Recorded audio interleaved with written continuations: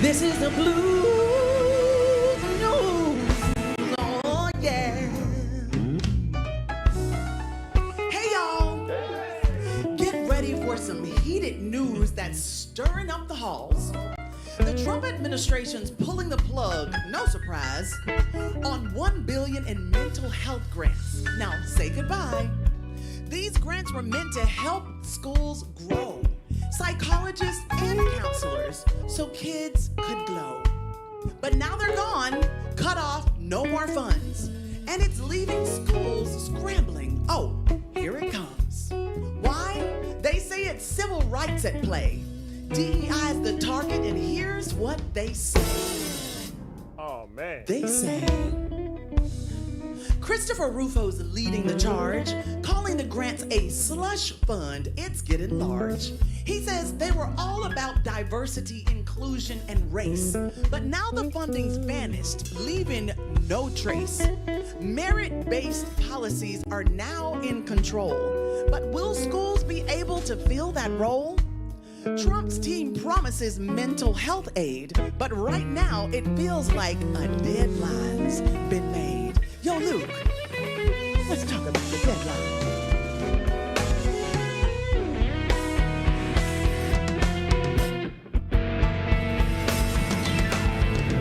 $1 billion in grants gone in a flash. Civil rights and DEI caused a big clash. Schools losing funding, the kids pay the price. And the Trump administration's feeling so nice. Rufo's calling it a slush fund for activists. But now those programs are out of the mix. Mental health support, that's up in the air. How will the schools cope with this new despair? This is the Palooza News. Anything can happen in a day. Yeah. Oh, yeah. Well, we'll do it again, same time, same place. And we'll do it, this is Sisaundra Show. Way. This has been the Balloon.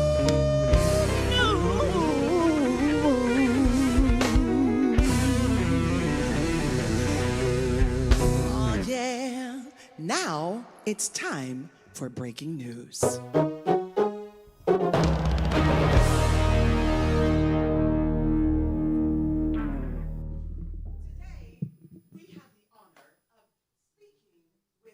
Remarkable individual. Today we have the honor of speaking with someone really remarkable who is stepping up to continue the legacy of a beloved leader. A dedicated attorney and community advocate from Ocoee, Florida, she has recently announced her candidacy for the Florida Senate District 15 seat following the passing of the esteemed Senator Geraldine Thompson. Senator Thompson was a tireless champion for civil rights and public service, and our guest today is committed to carrying that torch and making meaningful change for her community. With a passion for equity, opportunity, and community-first solutions, y'all, let's welcome the woman who is ready to take the next step in honoring Senator Thompson's legacy and creating lasting change. Welcome out Mrs. Coretta Anthony-Smith. Yeah. Hello. Oh, it's so great to see you. Thank you. Yes, the woman, the legend, the myth. It is so great to have you here with us today. And it is so great to be here, Sisaundra. Indeed. Thank you. Indeed, our pleasure. So, Coretta, if I may call you Coretta. Of course. Thank you so much. Losing both your parents at such a young age must have shaped you in ways most people can't even imagine. What was it about those challenges that pushed you to rise to the heights you're at today? Well, Sisaundra, you don't really have a choice. You either you fly or you fail. That's so true. And my father instilled in me, you have to fly. You do not give up. And he passed away when I was 16. I'm so sorry. Thank you. But he raised me from the time my mother passed until his passing, along with other family members, my grandmother, but he was a hard man. Oh, I can only imagine. Yes, he wanted a son, and he didn't get a son. And he tried me with sports. I wasn't that great. I was scared of the basketball. I was scared of the football, the baseball. I was just scared. So it was books for me. And that's how I was going to rise above. It was going to be through reading, studying, and keeping yourself busy. And I couldn't keep myself busy through, sports and physical activity. So I just put myself into school. And he was very hard. You didn't come home with a C, and if you came home with a B, why?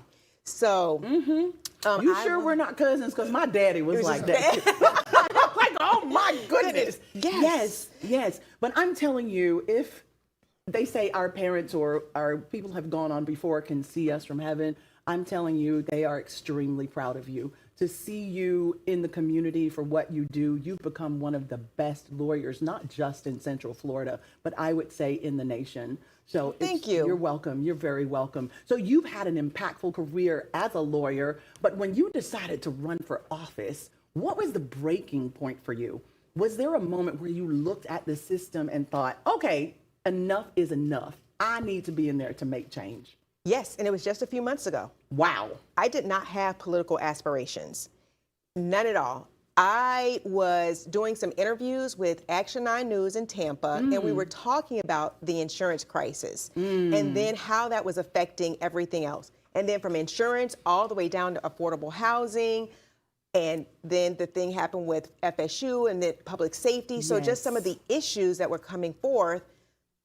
And I thought about it, and I had been helping from the back end before, going to Tallahassee, talking to legislators, always arguing in front of communities, even helping write bills sometimes, or looking at bills.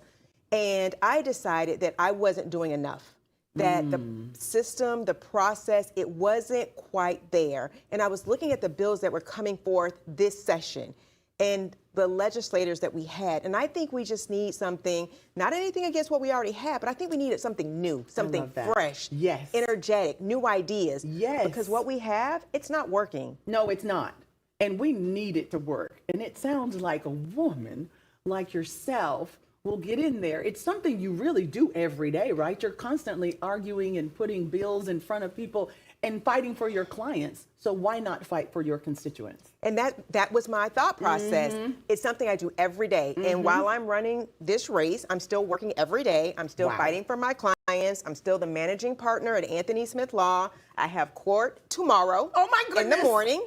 My goodness. And it will be against an insurance company fighting for a wrong claim denial. And I am continuing to do that. I am going to continue to fight against insurance companies, against businesses that take advantage of individuals. They don't pay claims. We paid our premiums. Just do the right thing. Correct. Oh, now that makes me think of the situation that happened in New York City with the president of the insurance company. And now, what is his name? Luigi Mangione. Yes, is now in prison waiting for trial based on insurance, feeling like he was not treated right, or whomever in his family was not treated right. Now, his actions are something that I'm totally against, but it just gives a voice to those people who are like, insurance companies, come on. So what is your platform? How would you help in the sense of insurance being more responsible to the people who are paying the premiums every month? So one of the things I think that we don't have enough of with insurance companies is accountability. And we need to take that to our legislators to make sure that we hold insurance companies accountable. And we have not been doing that. The laws that we have on our books, they allow them to collect the premiums, and then they allow them to deny the claims without any type of accountability whatsoever. I am against murder or killing someone like that, but I understand the frustration that people feel with claim denials. And when I have clients that are calling me, they are crying, grown men crying, their licenses are getting taken away, they're being reported to DMV, they have medical bills that they can't pay, all because an insurance company puts profit over policyholders. Well, we need you in there for that. And you've spoken a lot about the loss of Senator Geraldine Thompson, but looking at the race now, what do you feel sets you apart, rather, from all the candidates who are trying to fill her seat? Those are big shoes to fill. What sets you apart from everyone else who's running? You're right. They are big shoes to fill. Yes, Very yes. big shoes. And I hold her in very high regard. Yes. The landscape is changing, though. Yes. It is changing, and it's changing daily. Democracy is under attack. Yes. Even since her death in February, we have had our democracy it's being eroded every day, daily. Yes. So we need no ideas. We need someone who's on the forefront from fighting. Yes. Who knows how to fight these battles. Yes. We do not need career politicians. No. And that's what we have in this battle right now. We have career politicians, and we need a fresh face. We need fresh ideas. We need someone who's not afraid to stand up to them, who's not afraid to fight, because I've been fighting my whole life. And now I want to take this fight from the courtroom to Tallahassee. Yes. And I also have negotiation skills, because I have to negotiate every day on behalf of single my day. clients. That's what I'm saying. Yes. I think you're a strong candidate. They better watch out for They better. Senator. Okay. All So right. listen, we're going to take a short break, y'all. We will be right back. Don't go anywhere. I have Coretta Anthony-Smith, who's running for the Senate chair in Florida, District 15, and we have more questions for her. We'll be right back. For the culture.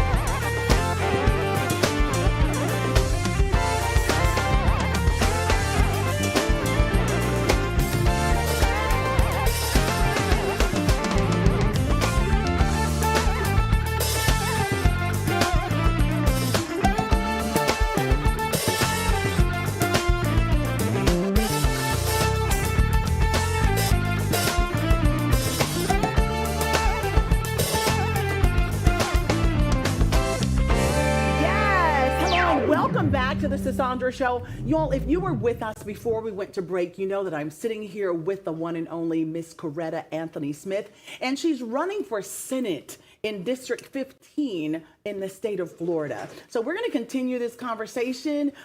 Miss Anthony-Smith, let's talk about children and what's going on with them being separated at this time in our country. So the separation of children from their parents at the border has been a major point of contention. Please tell us, how do you feel about the current state of immigration policies? It's sickening. It is. It's deplorable. Yes. I cannot even imagine. I mean, I was not able to have my parents. So to have your parents and then have them forcibly taken Yes. from you and have them separated, we think mental health is an issue. Can you imagine mentally what those children are going to be going through? I just was reading before I came in here earlier today about a federal judge that has halted another one of Trump's policies about deportation, and he was a Trump appointee. Oh. So it was a Trump appointed federal judge that is realizing, hey, this is unconstitutional. I was going to say, that's the word. This It's is unconstitutional. Yes. There's no due process. With you being a lawyer, you know that you can't just say, okay, I'm doing this and just do it. There is due process.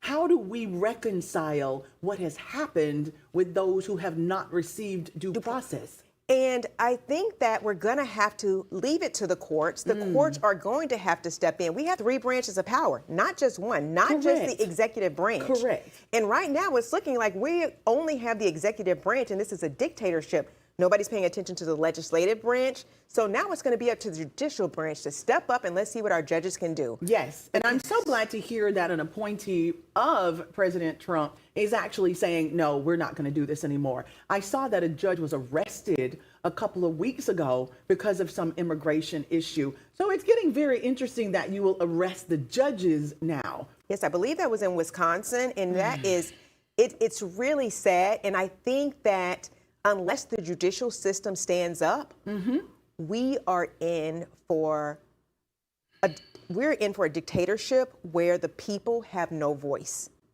And that's not America. That is not America. It does not look like the America that we know. So in your opinion, how has the first 100 days of the new presidency shaped the future of U.S. immigration policy? And what do you think is still missing from that conversation? So in the first 100 days, and because he goes so back and forth, you know, one day it's this, the next day it's something else. I don't know what he's going to do from day to day. You know, if he, I don't think any of us do. Yes, you wake up in the morning and it's almost like we're reading a novel. Yes. What What chapter is he on now? A fiction Yes. book. And I almost wake up and I can't realize that I am in the United States of America because it does not feel united at all. And the immigration policies, if the courts don't do something, we are in effect a dictatorship. And I'm always appalled when I read these polls, and some people still hold him in high regard. I don't know how they look themselves in the mirror, and as long as the citizens, we sit back and we do nothing, he's going to continue to do what he's doing and erode our constitutional rights, ignore the law, ignore the legislature, and it seems like they're afraid of him.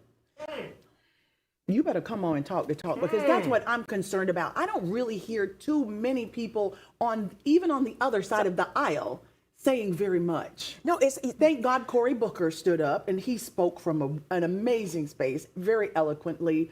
It's very few people who are saying no. What is going on? Where is the voice of democracy? And that's why I like what AOC is doing. Yes. I like what Maxwell Frost is Yes, doing. yes. Jasmine, I think that all of these people who are willing to stand up to Trump, but there's so few. We need more people who are willing to stand up and say enough is enough. I think they're afraid of retaliation. I do. I think a lot that they of people are. are very concerned about retaliation. And speaking of retaliation, let's talk about tariffs. So tariffs have been a significant issue during the past administration and are still a point of debate. How do you view the impacts of tariffs on both the economy and international relations? I think right now I would be scared to travel internationally and let people know that I was from America. Oh. So I did travel over the Christmas holidays to South Africa, and everybody was so happy. You were an American. They hear it in your voice. They were just so happy. And now I don't see that. You don't see it at all. People are not happy to see Americans. And the way that we treat our foreign visitors, the way the country, because I hate that it says we, because I see a lot of posts, and we have a segment that's called We the People, and we the people don't feel that way. And we want other people outside of our country to know, these things are happening and they're kind of out of our control. The 92% is saying we're just going to be quiet and wait for the 4 years to be over. But this will last way beyond 4 years. It will take at least a decade to to correct put these us back wrongs. on the right Yes. track. Exactly. So let's talk about insurance. The insurance crisis in Florida has been getting worse and worse every day, and you've made it a central focus of your campaign. So let's be for real, as we say. Do you believe the insurance companies have too much power, and is the system really rigged against the people? Oh, definitely. It is definitely rigged against the people. I don't know if you had the opportunity to watch the House. The House of Representatives conducted an investigation, and they were bringing in insurance company. Yes. Yes, they were bringing in their representatives and asking them, you're telling us you're losing money, you're telling us that there's all this fraud, but yet your affiliates are making billions of dollars in profit. Yes. So they did this investigation. When session's over tomorrow, what happened to the insurance companies? Have you heard about that since? No, nothing happened. So we know that they defrauded the American, that they defrauded our government by lying to them. But where's the accountability? What's happening?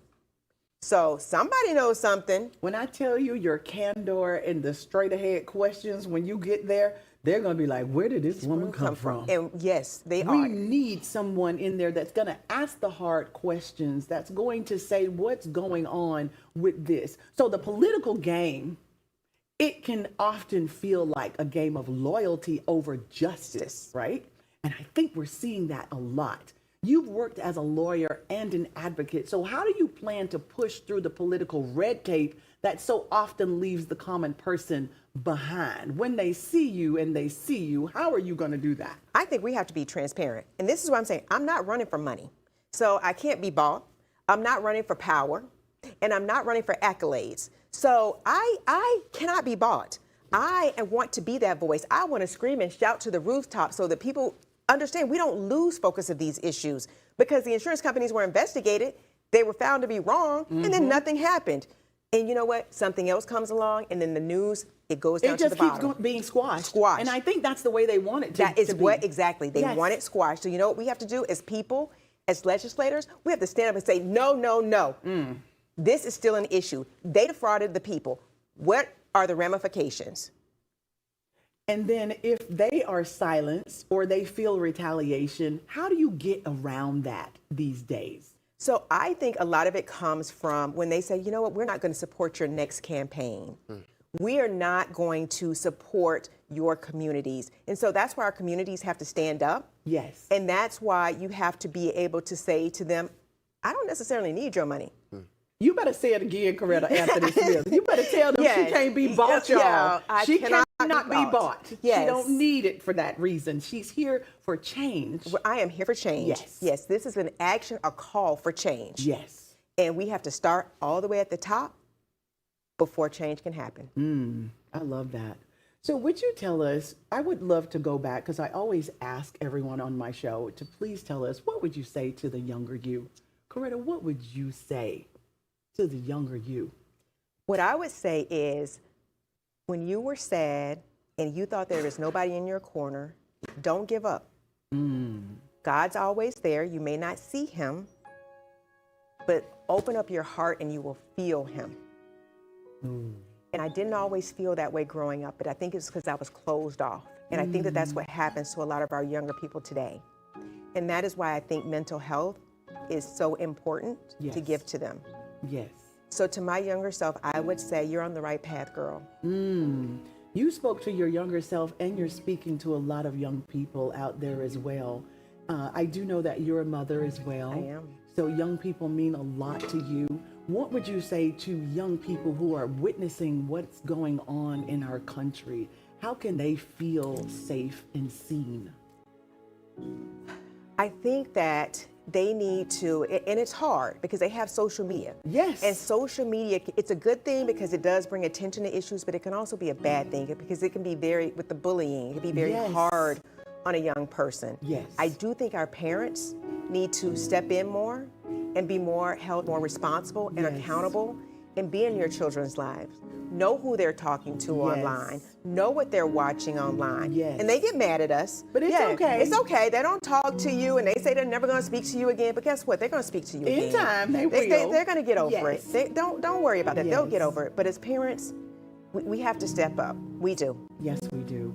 Thank you so much for your time. We wish you the absolute best on your run for senator, and we hope you'll come back and see us again. Definitely, and thank you so much for having me. I really appreciate it, and I loved your band. Oh, thank you so much for Yes. the Thank you so concert. much. Yes. Listen, to all of our viewers, thank y'all so much. We know y'all could be anywhere, but you joined us today, and we are grateful for you. We will be back here tomorrow at 7 p.m. Don't be late. For the culture.